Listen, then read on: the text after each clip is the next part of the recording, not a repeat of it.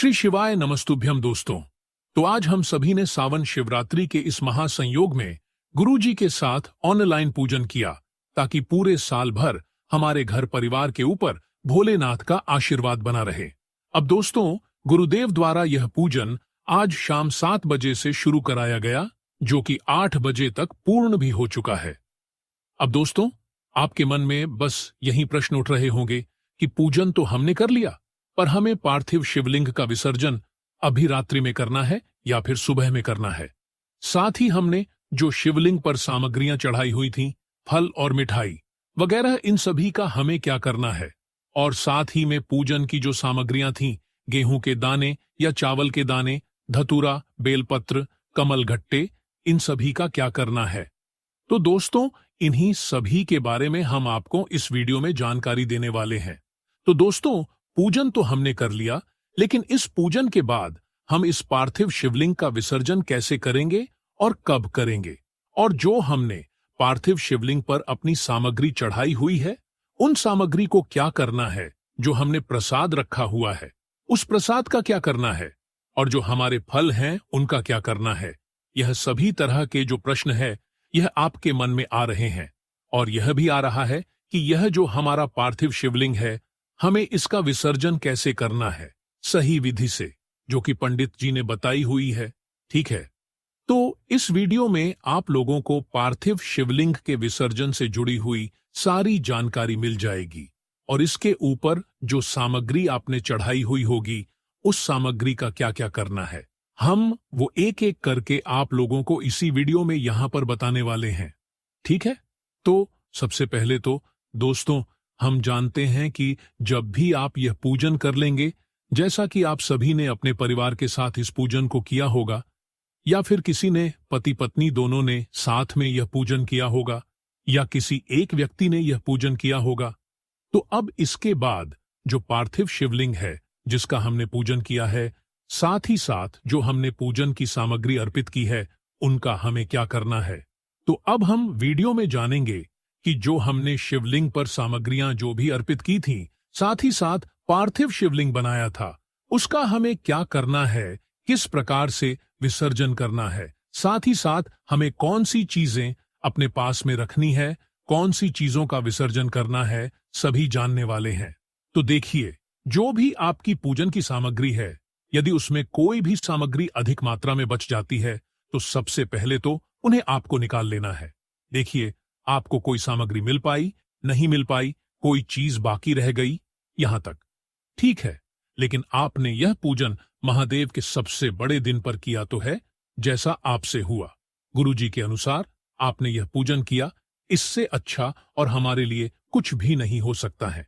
यानी कि आपने यह पूजन कम सामग्री में किया है, अधिक सामग्री में किया है, या मात्र पार्थिव शिवलिंग बनाकर केवल बेलपत्र भी अर्पित किया है, तब भी भगवान शिव जी आपसे बहुत ही अधिक प्रसन्न होने वाले हैं।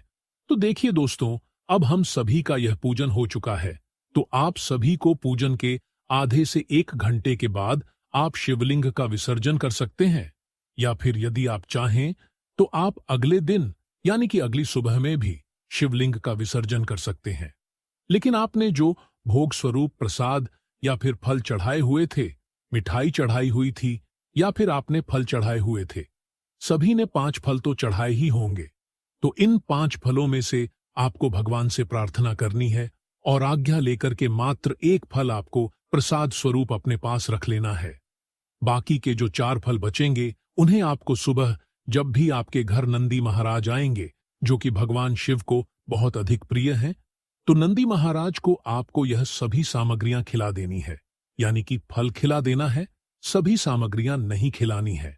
और मिठाई जो आपने पूजन में चढ़ाई हुई थी, इसे भी आपको थोड़ी सी भगवान शिव से आज्ञा लेकर के उठा लेनी, और शेष मिठाई भी आपको नंदी महाराज को या गौ माता को खिला देना है।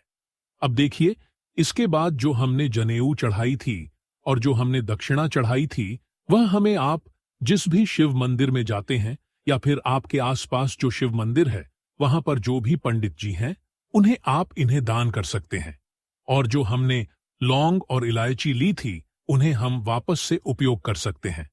इसके बाद जिस भी दीपक का हमने प्रयोग किया था, उन्हें हम दोबारा उपयोग कर सकते हैं। जो भी हमने थालियां उपयोग की थी, उन्हें भी हम दोबारा उपयोग कर सकते हैं। अब देखिए, इसी के साथ में हमने जो सुपारी के साथ मां पार्वती भगवान गणेश का रूप दिया था, इन्हें भी हम शिवलिंग के साथ ही विसर्जित करना है।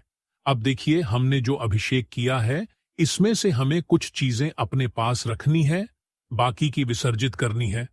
तो देखिए, आपने जो सुपारी वगैरह चढ़ाई थी, उन्हें तो आपको विसर्जित करना है, लेकिन आपने जो कमल गट्टे चढ़ाए हुए थे, 5 कमल गट्टे, उन्हें आपको निकाल लेने हैं। इसके साथ में हमें जो हमारे पास गेहूं थे, उन्हें भी हमें लेना है, यानी कि आप 1 से 2 गेहूं के दाने भी अपने पास रख लीजिए। इसी के साथ में हमें एक सिक्का लेना है, तो कमल गट्टे गेहूं का 1 या 2 दाना, 1 बेलपत्र, 1 सिक्का, इन सभी सामग्रियों को आपको निकाल लेने हैं। यानी कि अभिषेक वाले सामान से हमें यह सभी सामग्रियां निकाल लेनी है और इन्हें हमें लाल कपड़े में बांध करके हमारे घर में जहां भी हम धन रखते हैं, तिजोरी है, जहां भी हम गहने आभूषण रखते हैं, वहां पर हमें इन्हें लाल कपड़े में बांध कर रख देने हैं। गुरुदेव ने बताया है कि शिवलिंग का अभिषेक होने के बाद जो भी व्यक्ति इन सामग्रियों को लाल कपड़े में बांध करके रखता है, तो उसके घर में कभी भी अन्न और धन की कमी नहीं आती है। तो आपको इन चीजों को संभाल करके रख देनी है। अब देखिए, इसके बाद हमें विसर्जन के लिए एक अच्छा सा बड़ा सा बर्तन लेना है और उसमें हमें जल लेना है, जिससे कि शिवलिंग का और सभी सामग्रियों का विसर्जन अच्छे से हो जाए। बड़ा बर्तन लेने के बाद इसमें हमें थोड़ा सा गंगा जल डालना है। तो देखिए, हमने जिस प्रकार से पार्थिव शिवलिंग का निर्माण किया था, पूजन के बाद हमें वहां से उठाना है और जिस पात्र में हमने जल लिया था, गंगा जल मिलाया है। गंगा जल के इस स्वरूप में हमें पार्थिव शिवलिंग को विसर्जित करना है और आपको ओम नमः शिवाय इस मंत्र का जाप करते रहना है। इसके बाद हमने जो मां गोरा और भगवान गणेश का रूप दिया था, सुपारी के रूप में, उनको भी हमें साथ ही में विसर्जित करना है और साथ ही साथ हमने जो भी पूजन की सामग्री अर्पित की थी, उन्हें भी हमें इसी जल में डाल देनी है, विसर्जित कर देनी है और यह जल बहुत ही पवित्र है। तो सबसे पहले तो हमें इस जल का जो छिड़काव है, अपने पूरे ही घर में करना है, क्योंकि बहुत ही पवित्र जल है। तो देखिए, आपको क्या करना है, आप अपने इस जल से पूरे घर का छिड़काव कर दिया है। इसके बाद आपको जो आपने मिट्टी के शिवलिंग को उस पात्र में विसर्जित किया था, तो इस पात्र को आपको पूरी रात अपने घर पर ही रखे रहने देना है, ताकि जो मिट्टी का शिवलिंग है वह अच्छे से विसर्जित हो जाए। अगले दिन हमें यह जो जल है, इसे अपने घर के पौधों में या फिर घर के आसपास जो भी पौधे हैं, उनमें डाल देना है।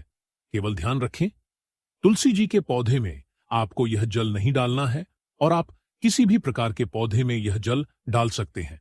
तो इस प्रकार से आप अपने घर पर ही विसर्जन कर सकते हैं, या फिर आपके आसपास कोई पवित्र नदी है तो उसमें भी आप इन्हें प्रवाहित कर सकते हैं। तो जो लोग सुबह विसर्जन करना चाहते हैं, वह सुबह में ब्रह्म मुहूर्त में, या सुबह 4 बजे, सुबह 5 बजे, सुबह 6 बजे, सुबह 7 बजे, सुबह 8 बजे या 9 बजे तक भी आप अपने पार्थिव शिवलिंग का विसर्जन कर सकते हैं। और जो लोग रात्रि में करने वाले हैं, तो उन्हें पूजन के 1 घंटे के बाद ही विसर्जन करना है, इससे पहले आपको विसर्जन नहीं करना है। तो दोस्तों, उम्मीद है आपको यह जानकारी पसंद आई होगी।